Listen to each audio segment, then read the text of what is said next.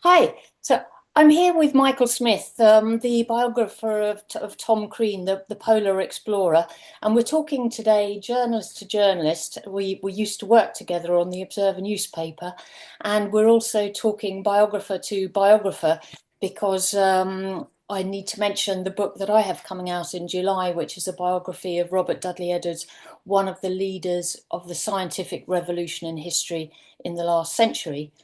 But just to go back to Mick and myself, we got to know each other on the sixth floor of the Guardian Observer building in Clerkenwell in London, where Mick was the business editor and I was one of the reporters on that section. And we were writing news stories and features and always looking for exclusives. So that's quite different in many ways to writing a biography at that stage too. Tom Crean was a name that wasn't really heard of much outside the part of Kerry that he came from, but that all changed in when Mick's book was published, An Unsung Hero, back in 1999, I think it was. Is that right? 2000. 2000. Okay. Um, so, but I wanted to ask you, Mick, a bit about to what extent your experience as a journalist helped you researching and writing that book? Well, thanks, Nessa. It's good to talk again. Um, Journalism is a curious business, but it is in its own haphazard way. It's a very disciplined business in the sense that deadlines are immovable. You really can't avoid writing your pieces. So that does teach you to get on with it, and it's a very solitary business, as you know, being a writer. You sit down at the computer on your own. There's nobody telling you what to do, and that's much the same in a newspaper office.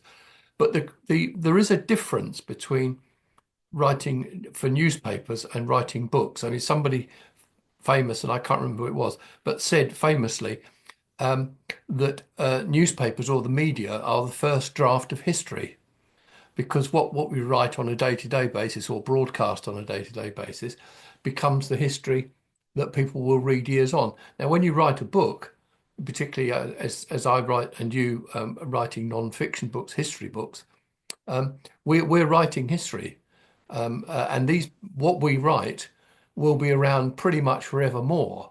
You can't say the same for a 250 word article in the Observer, which people will have forgotten about by now. But books remain on the shelf. They're in libraries, they're downloaded, and people cherish them. You know, I know from my own point of view, the number thousands of times I've been asked to sign Mm. copies of my book because people cherish them. I don't think anybody ever signs a newspaper. Yes, we used to joke, didn't we, about our articles turning into fish and chip paper the next day.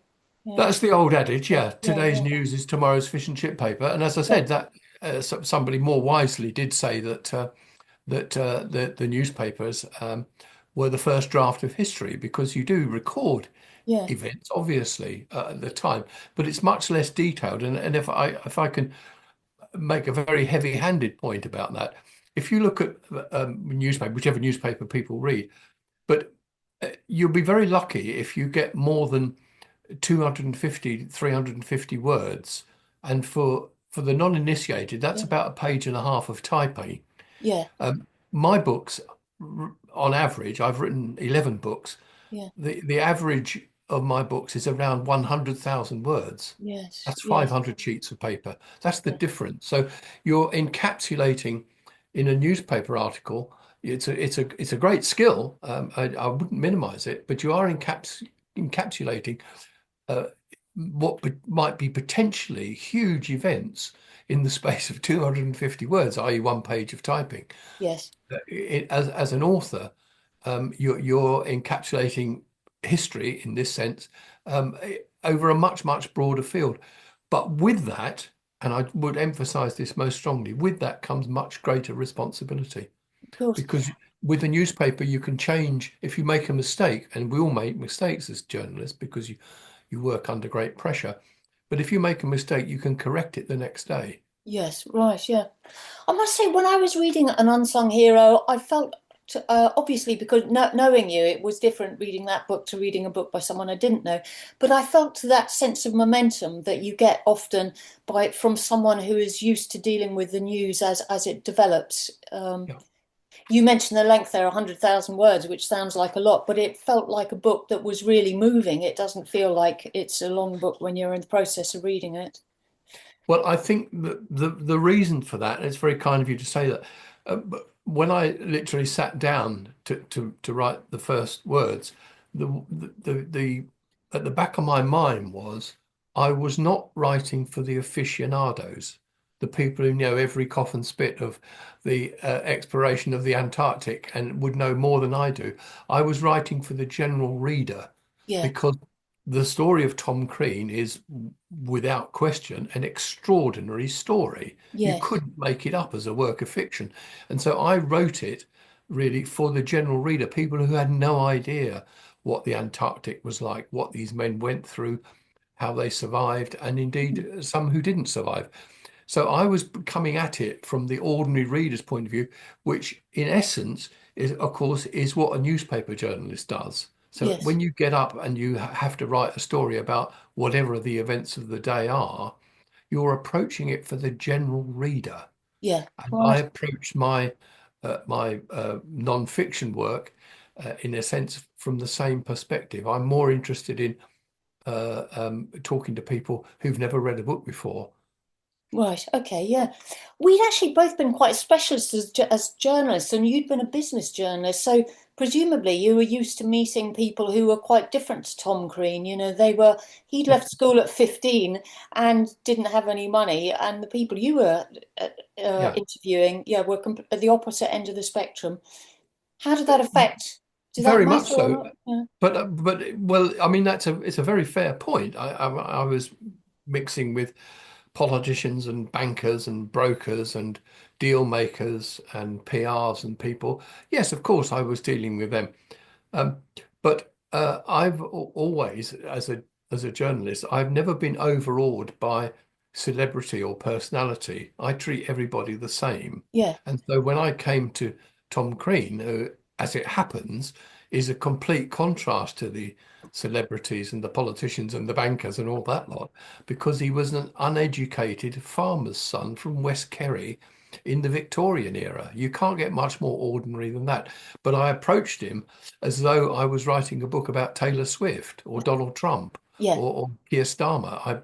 I approached it in exactly the same way because if I ran into Keir Starmer or Taylor Swift, bless her, I would treat them exactly the same as I do everybody else, the same as I'm treating you. I think we should all be treated the same, and I hold that very, very strongly. So Tom Crean is no more and no less than Keir Starmer or Donald Trump or Taylor Swift, whoever you would care to mention, whoever your idols are. They're Yeah. all, to me, they're all the same person. Some are more interesting than others, but they all deserve our respect. Right.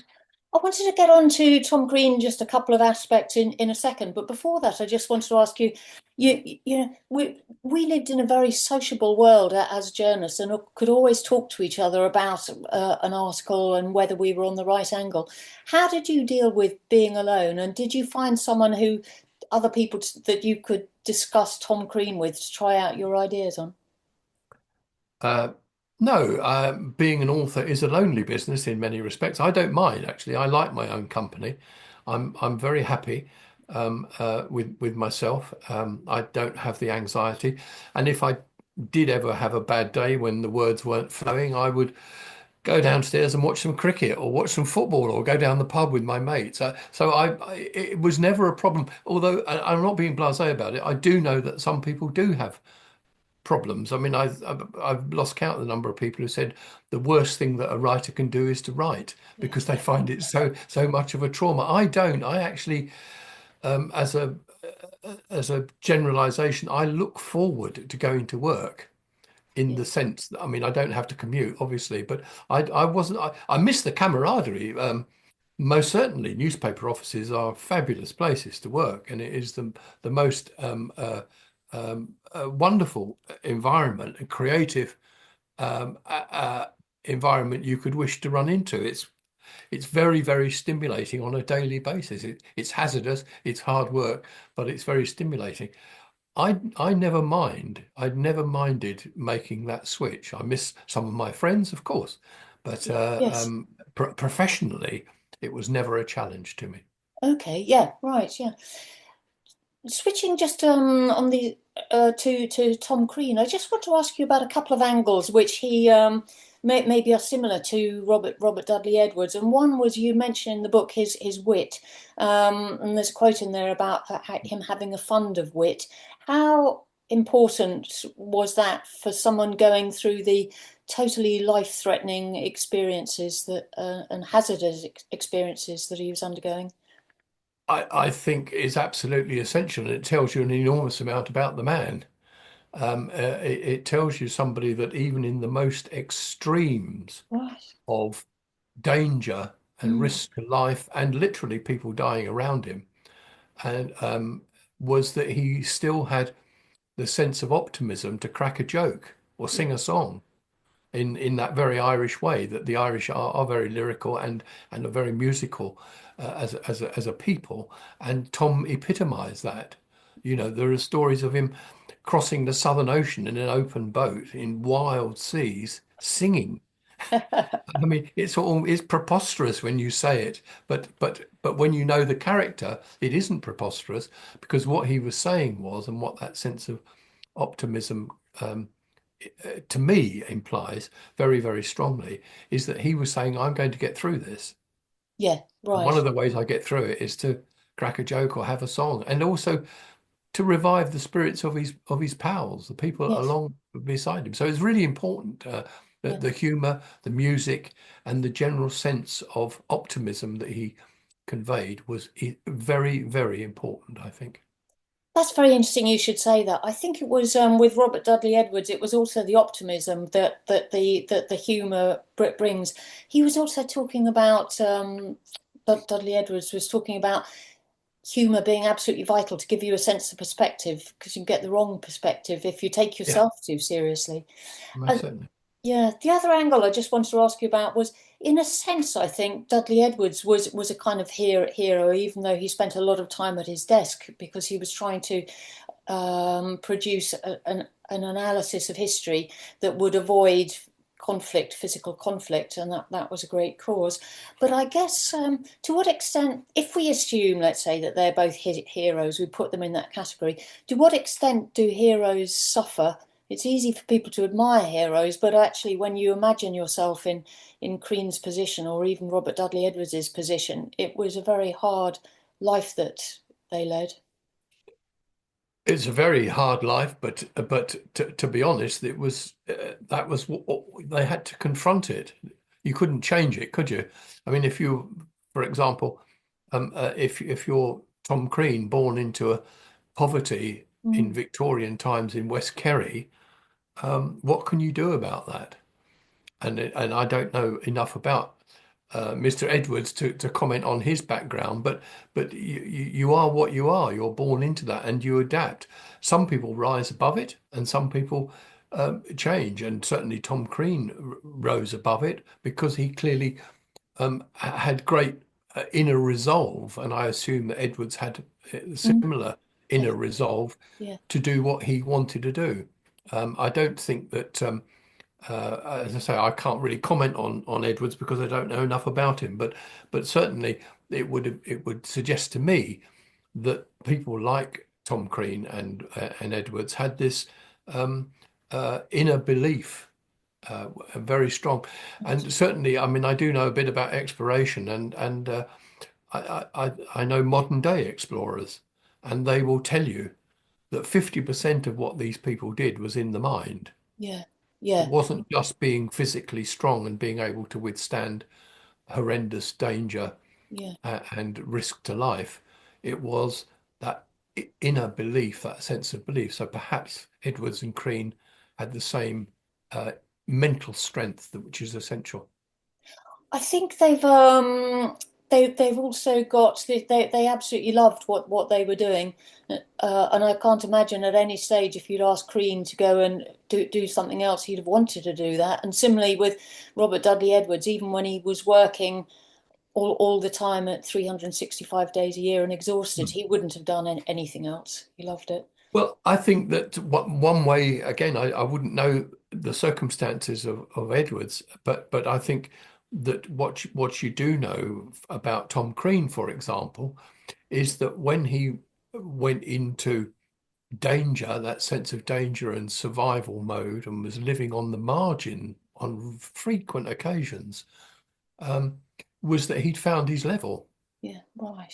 He'd found what made him tick, and Yeah, I suspect that Edwards was the same. And I'm sure people would say, "Hang on, there's a hell of a difference between navigating a blizzard and just sitting at a typewriter and writing learned works." yeah, Well, it is and it isn't. It's yeah. it's a task, and these men went about their task because they'd found their true level in life. Yes, that's right. They needed a challenge, didn't they? Yeah, Yeah, whatever it is. Yeah. yeah. Thank you very much, Mick. It's been great to talk to you again, and I look forward to seeing your next book when It's that's a due out. great pleasure. Lovely to talk to you again. Thank you.